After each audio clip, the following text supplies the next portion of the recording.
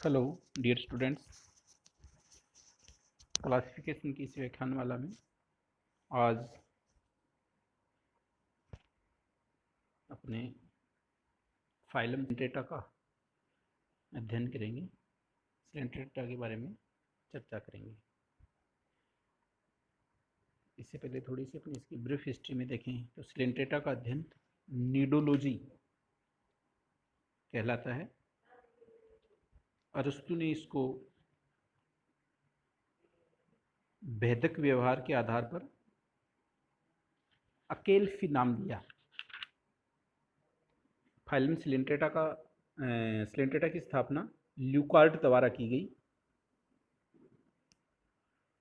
और हैचेक ने इसे निडेरिया नाम दिया। तो इस तरह से इसकी जो थोड़ी ब्रीफ हिस्ट्री है। इसके बाद में अपने जो फाइलम सिलेंट्रेटा है, सिलेंट्रेटा को अपने मुख्य रूप से 3 क्लास में डिवाइड किया गया है: हाइड्रोजोआ, साइफोजोआ और एंथोजोआ। और जो इसको जो विभाजन किया गया है, जो विभाजन का मुख्य आधार है, वो एक तो इसकी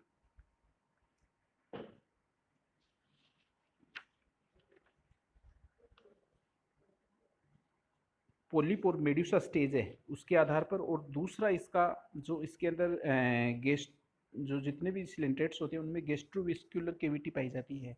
तो ये गेस्ट्रोवेस्कुलर केविटी है, उसकी प्रकृति के आधार पर इसको डिवाइड किया गया है। तो इसमें 2 कैरेक्टर है मुख्य रूप से, एक तो इसकी पोलिप और मेड्यूसा स्टेज, और दूसरा गेस्ट्रोवेस्कुलर केविटी की प्रकृति के आधार पर, उसकी नेचर के आधार पर कि किस तरह का है। जैसे हाइड्रोजोआ है, हाइड्रोजोआ के अंदर जितने भी जंतु हैं उनके अंदर उसके अंदर जो गेस्ट्रोवेस्कुलर केविटी है वो साधारण बेग के समान होती है। और साइफोजोआ है, उसके अंदर जो गेस्ट्रोवेस्कुलर केविटी है वो थोड़ी जटिल होकर कैनाल्स के रूप में विकसित हो जाती है, तो उसमें कैनाल्स का निर्माण हो जाता है। और जो एंथोजोआ है, एंथोजोआ में इसके अंदर जो गेस्ट्रोवेस्कुलर केविटी है उसमें सेप्टा का निर्माण हो जाता है, तो सेप्टा प्रेजेंट होती है, सेप्टा पाई जाती है उसमें। तो ये इसका मुख्य आधार है। तो अपने सबसे पहले इसके जो जनरल कैरेक्टर है फाइलम सिलेंट्रेटा, उसके जनरल कैरेक्टर के बारे में थोड़ी सी चर्चा करते हैं। तो सिलेंट्रेटा सिलेंट्रेटा दो या इसको निडेरिया भी बोलते हैं, सिलेंट्रेटा या निडेरिया। तो जो निडेरिया शब्द है वो ग्रीक शब्द है जिसमें नाइड का मीन्स होता है स्टिंगिंग सेल बियरिंग, जिनके अंदर जो दंश कोशिकाएं होती हैं वो प्रेजेंट होती है, या ऐसे जंतु जिनके अंदर दंश कोशिकाएं हैं वो पाई जाती हैं। अच्छा, दूसरा शब्द इसमें सिलेंट्रेटा है। तो सिलेंट्रेटा 2 शब्दों से बना है, एक तो है इसका कोइलस और दूसरा एंट्रोन। कोइलस का मतलब होलो, खोखली नलिका है ना, खोखली, और एंट्रोन गठ, जिसके अंदर खोखली नलिका प्रेजेंट होती है, वो सिलेंट्रेट्स हैं। तो सिलेंट्रेटा शब्द है। तो जो अपन पहले चर्चा कर चुके हैं कि अरस्तु ने इन जंतुओं में दंश प्रकृति का अध्ययन किया, किंतु सिलेंट्रेटा नाम ल्यूकार्ट ने दिया, और निडेरिया नाम है ये किसने, हैचेक नामक वैज्ञानिक ने दिया। तो जनरल कैरेक्टर की बात करें तो ये जंतु रेडियल सिमेट्री वाले होते हैं, तो इनके अंदर रेडियल सिमेट्री पाई जाती है, डिप्लोब्लास्टिक होते हैं, और इनके अंदर टिश्यू ग्रेड ऑफ ऑर्गेनाइजेशन पाया जाता है। तो डिप्लोब्लास्टिक में इसमें 2 जनन स्तर होते हैं, एक्टोड्रम और एंडोड्रम, और एक्टोड्रम और एंडोड्रम के बीच में मीजोग्लिया नामक लेयर पाया जाता है, और ये एसेलुलर होता है अधिकतर। तो जैसे अपने हाइड्रा के बारे में चर्चा कर चुके हैं कि बाहर का लेयर होता है वो एक्टोड्रम होता है, अंदर का लेयर होता है वो एंडोड्रम होता है, और उसके बीच में एक जिलेटिनस मटेरियल पाया जाता है जिसे मीजोग्लिया कहते हैं। और ये जंतु होते हैं सभी जलीय होते हैं, प्राय सभी मेराइन, परंतु कुछ फ्रेश वाटर में पाए जाते हैं। कुछ स्पीसीज इनकी सोलिटरी या जो एकल होती है, और कुछ कॉलोनियल होती है, कुछ स्थिर तथा कुछ स्वतंत्र रूप से तैरती हुई कंडीशन के अंदर पाई जाती है। तो इस तरह से इसके अंदर इसकी बॉडी का ऑर्गेनाइजेशन है और नेचर है इसकी। अच्छा, जो मेंबर होते हैं वो डाइमॉर्फिक या द्विरूपी होते हैं, और इनके जो जॉइड्स होते हैं या जो जीवक जिनको अपने कहते हैं, एक बेलनाकार व स्थिर पोलिप होता है और दूसरा छतरी के आकार का होता है जो कि फ्री लिविंग होता है, उसे मेडूसा कहते हैं। तो इसके अंदर दो तरह के जो मेंबर हैं वो पाए जाते हैं। इसके दो तरह का, यानी अपने जो डाइमॉर्फिक कंडीशन है वो दो तरह की होती है। एक जो जॉइड्स होते हैं वो दो होते हैं, पोलिप और मेडूसा। और कुछ स्पीसीज के अंदर इनमें पोलीमोर्फिज्म भी पाया जाता है। इसके अलावा जो बॉडी का अग्रभाग है वो बेलनाकार हाइपोस्टोम के रूप में उभरा होता है, जिसके नीचे पतले लंबे टेंटिकल्स लगे होते हैं। एक्टोड्रम में न्यूडोब्लास्ट सेल्स पाई जाती है जिन्हें निमेटोसिस्ट भी कहते हैं, जो इस फाइलम का यूनिक करेक्टर है। अच्छा, बॉडी के दोनों स्तरों की कोशिकाएं पेशी तंत्र बनाती है। इसके अंदर मस्कुलेचर जो होता है वो प्रेजेंट होता है, जिन्हें उपकला पेशी कहते हैं। अच्छा, नर्वस सिस्टम की बात करें तो नर्व नेट के रूप में इसमें नर्वस सिस्टम होता है वो प्रेजेंट होता है। डाइजेशन की बात करें तो एक्स्ट्रा सेल्यूलर और इंट्रा सेल्यूलर दोनों ही प्रकार का डाइजेशन पाया जाता है इसमें, अर्थात कोशिकाओं के अंदर और कोशिकाओं के बाहर दोनों प्रकार का डाइजेशन होता है। एक्स्ट्रा सेल्यूलर का मतलब होता है जिसके अंदर जो भोजन अपने किसी जैसे अपने स्टमक में लेते हैं तो किसी थैले के अंदर आ जाता है, और वहाँ पर जो उसको डाइजेशन करने वाले जो एंजाइम्स होते हैं वो डाल दिए जाते हैं। तो ये जो इस तरह का डाइजेशन होता है वो एक्स्ट्रा सेल्यूलर होता है। और कोशिका के अंदर अगर डाइजेशन होता है तो वो कौन सा होता है, इंट्रा सेल्यूलर डाइजेशन होता है। इनमें अगर रिप्रोडक्शन की बात करें तो एसेक्सुअल रिप्रोडक्शन होता है, वो बडिंग के द्वारा होता है। रीजनरेशन की इनमें प्रचुर क्षमता होती है। सेक्सुअल रिप्रोडक्शन की बात करें तो डेवलपमेंट के समय सीलिएटेड फ्री प्लेनुला लार्वा इनके अंदर पाया जाता है। अच्छा, इनकी जो लाइफ साइकिल है, लाइफ साइकिल में पीढ़ियों का एकांतरण या अल्टरनेशन ऑफ जनरेशन होता है, जिन्हें मेटाजेनेसिस कहते हैं। इसका मतलब ये है इसकी लैंगिक और अलैंगिक जो पीढ़ी है एकांतर रूप से चलती रहती है। अच्छा, ब्रेन ब्रेन इनमें एब्सेंट होता है, और ये इसके जो मुख्य जनरल करेक्टर है। अच्छा, अब अपने इसकी जो क्लासेस हैं, क्लासेस के बारे में थोड़ी चर्चा करते हैं। तो इसके अंदर मुख्य रूप से तीन जो सिलेंट्रेटा संघ है, सिलेंट्रेटा फाइलम, उसको तीन भागों में डिवाइड किया गया है या तीन क्लास में डिवाइड किया गया है। पहली है इसकी हाइड्रोजोआ, दूसरी साइफोजोआ, और तीसरी एंथोजोआ। तो जो क्लासिफिकेशन का आधार है उसमें दो करेक्टर लिए गए हैं। एक तो इसके अंदर है पोलिप और मेडुसा स्टेज, और दूसरा गैस्ट्रोवेस्कुलर केविटी की नेचर, यानी उसका डेवलपमेंट किस तरह से हुआ है। तो ये दो करेक्टर है। तो सबसे पहले अपना हाइड्रोजोआ की बात करें तो हाइड्रोजोआ के अंदर पोलिप और मेडुसा दोनों अवस्थाएं प्रेजेंट होती है, अथवा केवल पोलिप स्टेज उपस्थित होती है। दूसरी तरफ साइफोजोआ की बात करें तो साइफोजोआ के अंदर मेडुसा स्टेज प्रेजेंट होती है, पोलिप या तो एब्सेंट होती है या फिर रिड्यूस टाइप की होती है, इसके अंदर अविकसित होती है। और तीसरा इसका एंथाजोआ, एंथाजोआ के अंदर इसके अंदर केवल पोलिप स्टेज प्रेजेंट होती है, मेडुसा होती है वो एब्सेंट होती है। अच्छा, इसकी जो गैस्ट्रोवेस्कुलर केविटी है, तो गैस्ट्रोवेस्कुलर केविटी की बात करें तो जो हाइड्रोजोआ है, हाइड्रोजोआ के अंदर सिंपल बैग्स के रूप में होती है ये, और साइफोजोआ है उसके अंदर ये केविटी थोड़ी जटिल हो जाती है और उसमें कैनाल्स का निर्माण हो जाता है। और तीसरा एंथाजोआ, एंथाजोआ के अंदर इसमें सेप्टा का निर्माण हो जाता है। अच्छा, इसके अलावा जो इसके करेक्टर हैं, करेक्टर्स के अंदर मीजोग्लिया में कोशिकाओं का अभाव होता है इसमें।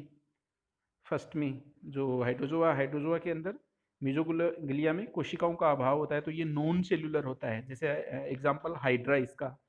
और दूसरा साइफोजोआ और जो एंथोजोआ है उनके अंदर जो सेल्स पाई जाती है, जो बीज का जो मीजोग्लिया लेयर होता है उनमें सेल्स होती है। तो जो साइफोजोआ है वो मीजोग्लिया उसमें मोटी परत के रूप में विकसित हो जाता है, और कोशिकाएं या उनके तंतु विकसित हो जाते हैं इनके अंदर, जैसे एग्जाम्पल के रूप में जेलीफिश जो ओरिलिया है। अच्छा, तीसरा जो एंथोजोआ है, एंथोजोआ में मीजोग्लिया के अंदर कोशिकाएं या तंतु प्रेजेंट होती है और उनमें अमीबोइड सेल्स अमीबीय कोशिकाएं पाई जाती है। इसके अलावा और जो करेक्टर्स हैं उनकी बात करें तो जो हाइड्रोजोआ है, हाइड्रोजोआ के अंदर मेडुसा के अंदर वास्तविक वेलम प्रेजेंट होती है, और जो ये वेलम होती है इस वास्तविक अगर प्रेजेंट रहते तो इनको क्रेस्पिडोट कहते हैं। इसके अलावा जो साइफोजोआ है, साइफोजोआ और जो एंथोजोआ, इनके अंदर वास्तविक वेलम एब्सेंट होती है और ये एक क्रेस्पिडोट टाइप के होते हैं। इसके अलावा गोनाड्स की बात करें तो गोनाड्स के अंदर जो हाइड्रोजोआ है, हाइड्रोजोआ के अंदर जो गोनाड्स होते हैं वो एक्टोडर्म कोशिकाओं के द्वारा बनते हैं, और दूसरे जो साइफोजोआ और एंथोजोआ उनके अंदर एंडोडर्मल कोशिकाओं के द्वारा गोनाड्स का निर्माण होता है। तो इस तरह के ये इसके मुख्य कैरेक्टर है। अब जैसे हाइड्रोजोआ है तो हाइड्रोजोआ के अंदर जो मेडुसा और पोलिप स्टेज दोनों है, तो मेडुसा स्टेज है वो क्या होती है, छत्राकार होती है। मेडुसा के किनारों पर मस्कुलर फोल्ड्स पाए जाते हैं जिनको वेलम कहते हैं, और यही इसकी क्या है, जो वास्तविक वेलम होती है। तो इसी के आधार पर इनको क्रेस्पिडोट कहते हैं। फिर दूसरा इसका एग्जाम्पल अपने हाइड्रा और ओबिलिया। अच्छा, एक अवस्था इसकी कौन सी होती है, पोलिप अवस्था होती है। पोलिप अवस्था होती है वो लंबी और बेलनाकार होती है ना। और पोलिप 3 प्रकार के होते हैं, इसको 3 भागों में पढ़ते हैं अपने। 3 तरह के होते हैं। एक तो होते हैं इसके गेस्ट्रोजोइड्स, दूसरा गोनोजोइड और तीसरा डेक्टिलोजोइड्स। तो गेस्ट्रोजोइड होते हैं ये जो इनकी कॉलोनी होती है उनके लिए न्यूट्रिशन का कार्य करते हैं, तो उनको न्यूट्रिशन प्रदान करने का काम करते हैं। और गोनोजोइड होते हैं, जैसे गोनो शब्द ही गोनाड से बना है ना, तो जननशील पोलिप होते हैं ये, और ये रिप्रोडक्शन करते हैं। डेक्टिलोजोइड्स ये कॉलोनी की रक्षा या सुरक्षा करने का कार्य करते हैं। तो इनके एग्जाम्पल में फाइसेलिया, जिन्हें अपने फाइसेलिया का सामान्य नाम क्या है, पुर्तगाल के सैनिक, और दूसरा वेलेला और बुगनविलिया। तो इस तरह की ये इसके एग्जाम्पल है। अच्छा, साइफोजोआ है तो साइफोजोआ के अंदर जो जंतु होते हैं वो उनके अंदर मेडुसा स्टेज होती है वो प्रेजेंट होती है, पोलिप एब्सेंट होती हैं। और इनके अंदर एग्जाम्पल की बात करें अपने तो ओरिलिया और राइजोस्टोमा ये इसके एग्जाम्पल है। तीसरा ग्रुप अपना एंथोजोआ। तो एंथोजोआ के अंदर अपने जो एंथोजोआ है इस क्लास को अपने 2 प्रकार के एनिमल्स इसके अंदर सम्मिलित किए जाते हैं। एक तो होते हैं एनिमोन्स। एनिमोन्स वे होते हैं जो विदाउट स्केल्टन होते हैं, जिनके अंदर स्केल्टन नहीं पाया जाता। एग्जाम्पल की बात करें इनमें तो सेजेटिया, एडेम्सिया, मेटिडियम, ये इसके एग्जाम्पल है। फिर इसके अंदर जो दूसरा जो एनिमल्स है वो कोरल्स होते हैं, कोरल्स या जिन्हें मूंगा अपने कहते हैं। तो जो इस तरह के जंतु होते हैं उनके बॉडी के ऊपर कैल्शियम कार्बोनेट का बना हुआ बाह्य कंकाल या एक्सोस्केलेटन प्रेजेंट होता है। एक पोलिप का एक्सोस्केलेटन कोलेराइट कहलाता है, और जो पूरी कॉलोनी होता है उसका जो एक्सोस्केलेटन होता है वो कोरेलम कहलाता है। कोरल्स समुद्रों में चट्टानें बनाते हैं, इन्हें कोरल रीफ्स कहते हैं। तो जैसे great barrier of Australian reef, coral reef, ये इसके जैसे एग्जाम्पल है। तो इनमें जो मुख्य है, जैसे एनिमोन्स की एग्जाम्पल की बात की अपने तो सेजेटिया, एडेम्सिया और मेटिडियम। और कोरल के अंदर फंजिया को क्या कहते हैं, मशरूम कोरल भी कहते हैं। मेड्रीपोरा को स्टेग हॉर्न कोरल कहते हैं। मेंड्राइना ये ब्रेन कोरल होता है। हेलियोपोरा, ब्लू कोरल, ट्यूबिफेरा ये ऑर्गन पाइप कोरल। गोर्गोनिया को सामान्य नाम क्या है, सी फैन। पेनेटुला का क्या है, सी पैन। और एल सायोनियम का डेड मैन्स फिंगर। तो ये इसके जो कोरल्स हैं उनके एग्जाम्पल है। तो इस तरह से जैसे ये एक सारणी है, सारणी के अंदर इनको जो क्लास है, क्लास को वर्गीकृत किया गया है अलग अलग उनके करेक्टर्स के आधार पर। हैबिटेट की बात करें तो जो हाइड्रोजोआ है ये अधिकांश समुद्री या मेराइन वाटर के होते हैं, है ना। और कुछ इसके अंदर एलवनजलीय होते हैं। और ये दोनों साइफोजोआ और एंथोजोआ ये सारे के सारे क्या होते हैं, मेराइन वाटर वाले जंतु हैं। फिर मॉप्स की बात करें, इसके जो रूप हैं तो रूप के अंदर जो फर्स्ट हाइड्रोजोआ के अंदर पोलिप और मेडुसा दोनों अवस्थाएं पाई जाती है या फिर केवल पोलिप अवस्था पाई जाती है। और दूसरा साइफोजोआ है, साइफोजोआ के अंदर मेडुसा अवस्था प्रेजेंट होती है और उसके अलावा जो पोलिप है वो या तो एब्सेंट होती है या फिर रिड्यूस टाइप की होती है। और एंथोजोआ में केवल पोलिप स्टेज पाई जाती है, इसमें मेडुसा अवस्था होती है वो एब्सेंट होती है। फिर तीसरा वेलम, वेलम की बात करें तो फर्स्ट के अंदर वेलम प्रेजेंट होती है, ट्रू वेलम, और इसी के आधार पर इनको क्रिस्पिडोट कहते हैं। और दूसरा जो साइफोजोआ और एंथोजोआ है उनके अंदर ये एब्सेंट होती है, तो ये एक क्रिस्पिडोट टाइप के होते हैं। अच्छा, मीजोग्लिया, मीजोग्लिया के अंदर फर्स्ट जो है उसके अंदर जिलेटिनस मटेरियल होता है केवल एक्टोडर्म और एंडोडर्म के बीच में, और ये एकोशिकी होती हैं। और जो दूसरा साइफोजोआ और जो एंथोजोआ है उनकी कोशिका उनके अंदर जो बीज का जिलेटिनस मटेरियल होता है उनमें सेल्स प्रेजेंट होती है। इसके अलावा दंश कोशिका या जो न्यूरोब्लास्ट होती है ये फर्स्ट जो हाइड्रोजोआ है उनकी केवल एक्टोडर्म के अंदर होती है, और जो दूसरा साइफोजोआ और एंथोजोआ है उनके अंदर ये एक्टोड्रम और एंडोड्रम दोनों प्रकार की जो कोशिकाएं होती है उनके अंदर न्यूरोब्लास्ट सेल्स पाई जाती है। तीसरा इसकी जो गैस्ट्रोवेस्कुलर केविटी है उनके अंदर सेप्टा की यानी पूर्ण विकसित बीच में सेप्टा का निर्माण हो जाए तो फर्स्ट दो के अंदर एब्सेंट होती है हाइड्रोजोआ और साइफोजोआ में, और जो एंथोजोआ है उनके अंदर प्रेजेंट होती है। गोनाड्स की बात करें, इनकी जो जनन कोशिकाओं की ओरिजिन किस तरह से होती है गोनाड्स का, तो फर्स्ट होती है हाइड्रोजोआ वो एक्टोड्रम कोशिकाओं के द्वारा निर्मित होती है, और साइफोजोआ और एंथोजोआ है वो एंडोड्रम के द्वारा निर्मित होती है। तो ये जैसे सामान्य इसके हाइड्रोजोआ, ओरिलिया और मेड्रिपोरा क्रम से इसके एग्जाम्पल है। तो इस तरह से अपना ये जो फाइलम सिलेंट्रेटा है इसके बारे में अपन ने सामान्य चर्चा की है। धन्यवाद।